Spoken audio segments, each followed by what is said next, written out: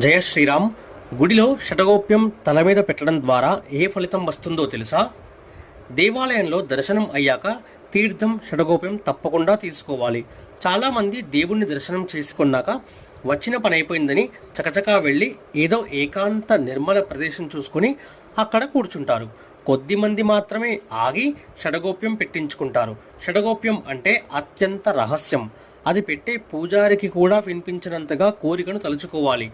అంటే మీ కోరికే షడగోప్యము. మానవునికి శత్రువులైన కామము, క్రోధము, లోభము, మోహము, మదము, మాత్సర్యముల వంటి వాటికి ఇక నుండి దూరంగా ఉంటారని తలుస్తూ తలవంచి తీసుకోవటము మరో అర్థం. షడగోప్యమును ఒక్కోసారి వదిలేస్తుంటాము, పక్కకు వచ్చేస్తాము. అలా చెయ్యొద్దు. పూజారి చేత షడగోప్యం పెట్టించుకోండి. మనసులోని కోరికను స్మరించుకోండి. షడగోప్యమును రాగి, కంచు, వెండిలతో తయారు చేస్తారు. పైన విష్ణు పాదములుంటాయి. షడగోప్యమును తల మీద ఉంచినప్పుడు శరీరంలో ఉన్న విద్యుత్ దాని సహజత్వం ప్రకారం శరీరానికి లోహం తగిలినప్పుడు విద్యుదావేశం జరిగి మనలోని అధిక విద్యుత్ బయటికెళుతుంది. తద్వారా శరీరంలో ఆందోళన, ఆవేశము తగ్గుతాయి. షడగోప్యమును షటగోపనం అని కూడా అంటారు. జయ శ్రీరామ్.